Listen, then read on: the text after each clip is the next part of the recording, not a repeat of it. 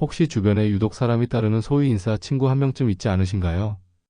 딱히 엄청나게 잘생긴 것도 아니고 돈이 아주 많은 것도 아닌데 이상하게 처음 만난 사람과도 10분 만에 10년 지기 절친처럼 편안해지는 그런 사람들 말입니다. 도대체 그 사람들의 비결이 뭘까요? 단순히 타고난 성격이 좋아서 그런 걸까요? 절대 아닙니다.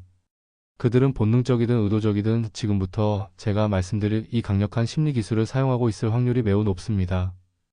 이것은 FBI 협상가들이 인질범을 설득할 때나 억대 연봉의 탑티어 세일즈맨들이 고객의 마음을 열 때 반드시 사용한다는 궁극의 대화 스킬입니다.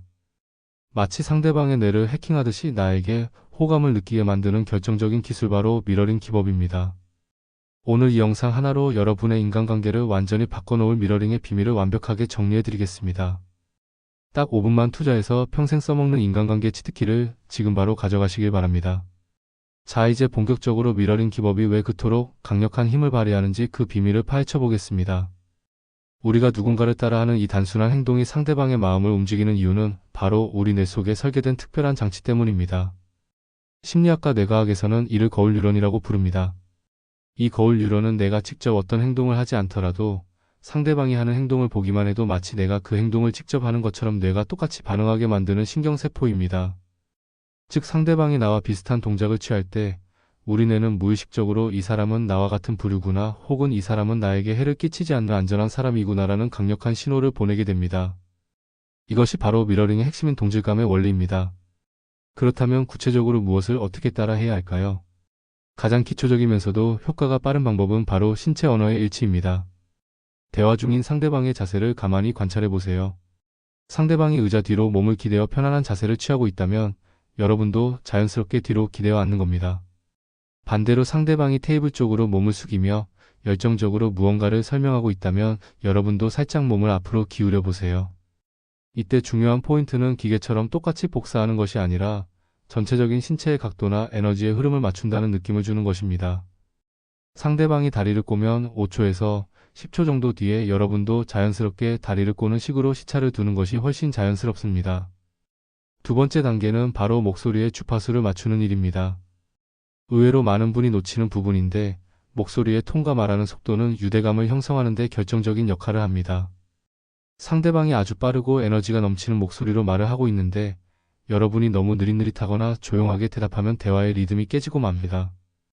반대로 상대방이 아주 차분하고 낮은 톤으로 진지하게 말하고 있다면 여러분도 그 호흡에 맞춰 말의 속도를 늦추고 톤을 조절해야 합니다.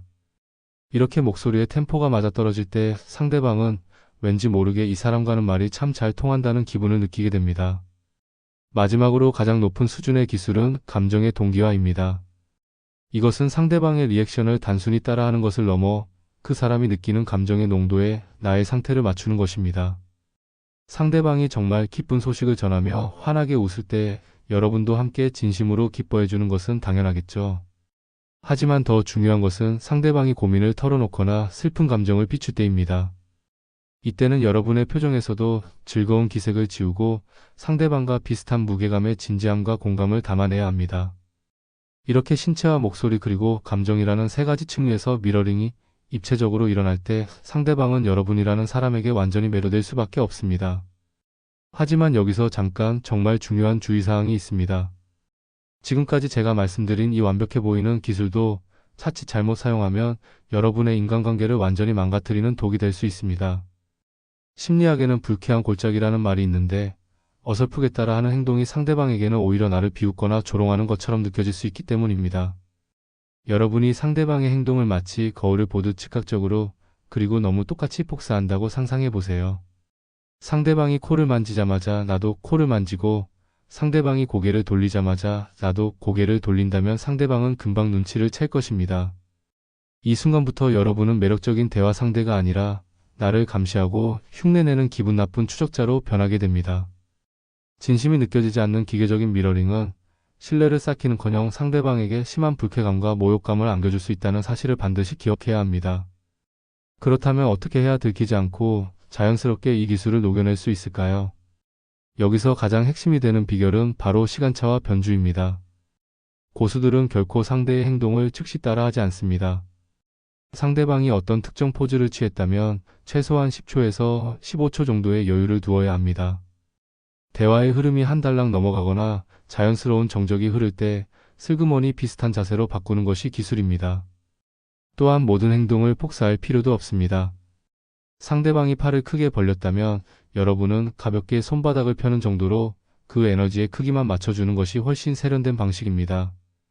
완벽한 복제가 아니라 은은한 공명을 만들어낸다는 느낌으로 접근해야 상대방의 무의식에 자연스럽게 스며들 수 있습니다.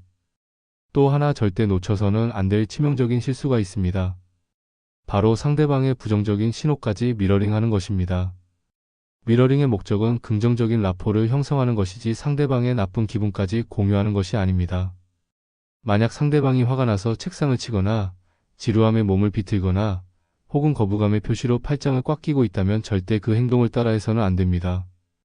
부정적인 행동을 미러링하는 순간 현장의 분위기는 급격히 냉각되고 서로의 반감만 키우는 결과가 초래됩니다.